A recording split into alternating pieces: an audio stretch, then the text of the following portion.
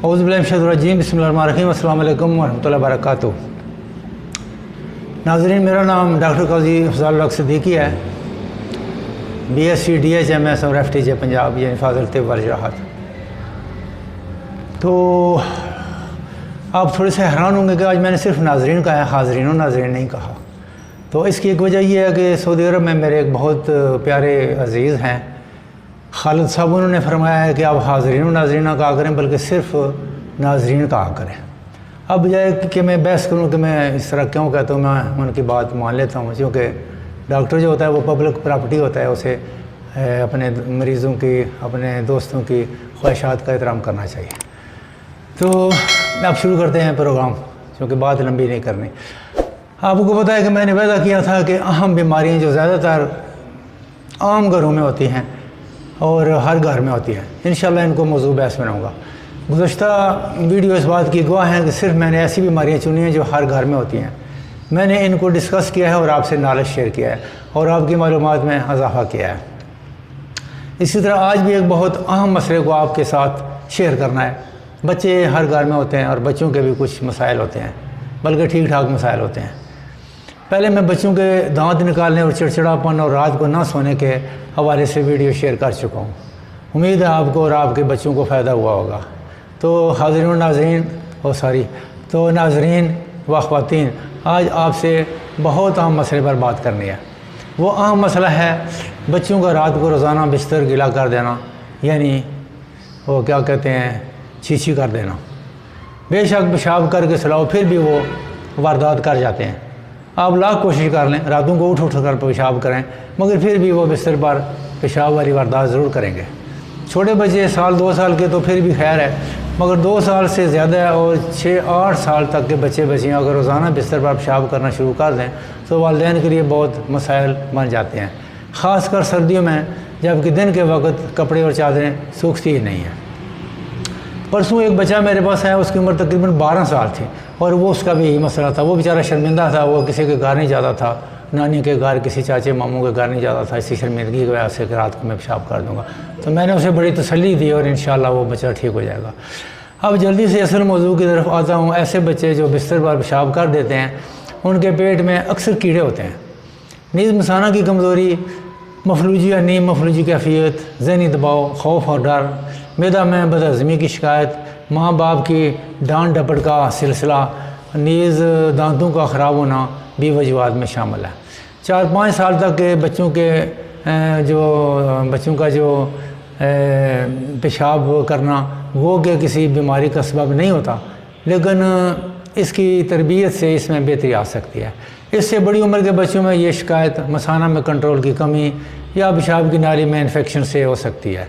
बड़ी उम्र के लोगों में भी अक्सर ये शिकायत पाई जाती है कि पेशाब रुकता नहीं, अक्सर कपड़े ख़राब हो जाते हैं और पेशाब गैर इरादी तौर पर ख़ता हो जाता है। इसके भी मुख्तलिफ़ असबाब हैं, मसलन आलात बोल में किसी किस्म का नक्स या मसाना का मफलूज या नीम मफलूज होना, ये मैं बड़ों की बात कर रहा हूँ।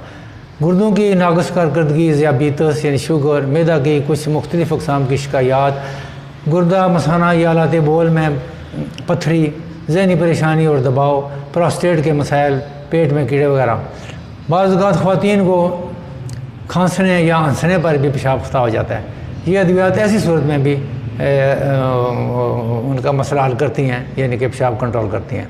नाज़रीन, अब दोबारा बच्चों की तरफ आते हैं, जो कि हमारा आज का मौजू है।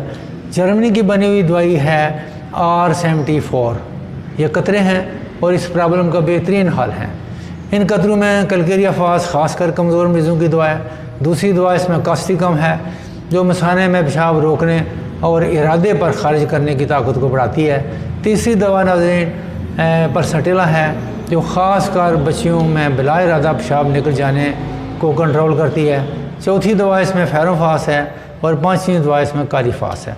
ये दवाएं आम कमज़ोरी, दुबलापन और एसाबी कमज़ोरी और दिन में भी बिला इरादा पेशाब निकल जाने में। आखिरी दवा सीपिया है, सोते ही बिस्तर पर पेशाब आ जाना। जिस तरह के कुछ वालिदैन या वालदा आकर बताती हैं कि बच्चा पहले पैर ही बिस्तर पर पेशाब कर देता है। ये दवा बच्चों के लिए, और जो बहुत छोटे बच्चे हैं वो 3-4 कतरा पानी में डालकर दें। اور جو 4-5 سال سے اوپر کے بچے ہیں وہ 7-8 قطرہ اور 12 سال سے اوپر 10 قطرے پانی میں ڈال کر دے سکتے ہیں۔ بلا ارادہ پیشاب نکلنا بہت سے امراض کی وجہ سے ہو سکتا ہے، اس لیے ضروری ہے کہ توجہ کے ساتھ اسباب معلوم کرنے کی کوشش کی جائے۔ اس سلسلے میں مقامی ڈاکٹر صاحب آپ کی مدد کر سکتے ہیں کہ علامات لے کر دوائی سلیکٹ کریں۔ آپ کو پتہ ہے کہ ہومیوپیتھک میں علامات کی کتنی اہمیت ہے۔ ناظرین، ایک اور دوا ہے، اس کا نام ہے L7۔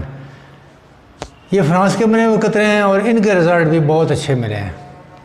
یہ بڑوں کو 20 قطرہ 3 مرتبہ کھانے سے گھنٹہ پہلے، اور بچے جو 2 سال سے بڑے ہوں ان کی مقدار خوراک بڑوں سے چوتھائی ہے، یعنی 5 قطرہ پانی میں ڈال کر 3 مرتبہ روزانہ دیں۔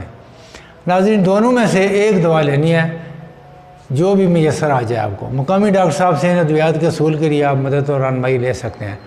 R74 یا L7 دونوں میں سے جو بھی مل جائے ایک دوا استعمال کرنی ہے۔ آپ بچوں کو استعمال کریں، اول تو انشاءاللہ پہلی شیشی سے ہی آرام آ جائے گا۔ اگر کچھ بچوں کو آرام نہ آنے کی صورت میں آپ پھر دوسری دوائی ٹرائی کر سکتے ہیں۔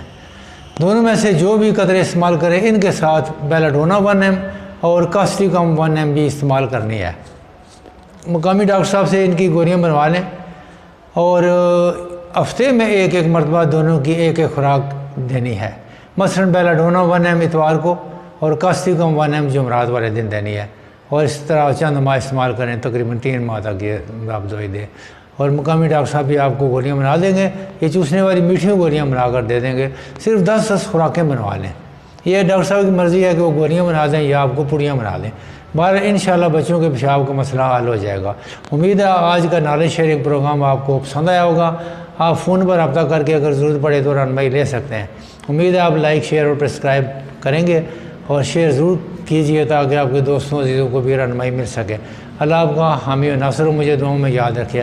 آئندہ انشاءاللہ طب کی روح سے حکمت کی دوائی میں بچوں کے پیشاب کو کنٹرول کرنے کے لیے میں آپ کی خدمت میں پیش کروں گا، وہ بھی انشاءاللہ بہت اچھا نسخہ ہے۔ تو اپنے پڑوسیوں کا خیال رکھیے، اور اگر آپ کے گھر میں کوئی بزرگ کمزور ہیں یا بیمار ہیں تو ان کی ٹانگیں ضرور دبائیے۔ جوان بچوں کو کہہ رہا ہوں، بچیوں کو کہہ رہا ہوں، انہیں سکون ملے گا، اور ان کے دل سے جو دعا نکلے گی وہ پوری ہو کر رہے گی۔ آزمودہ نسخہ ہے، آزما دیجیے۔ ڈاکٹر کا وظیفہ صاحب کو اجازت دیجیے۔ پاکستان زندہ باد۔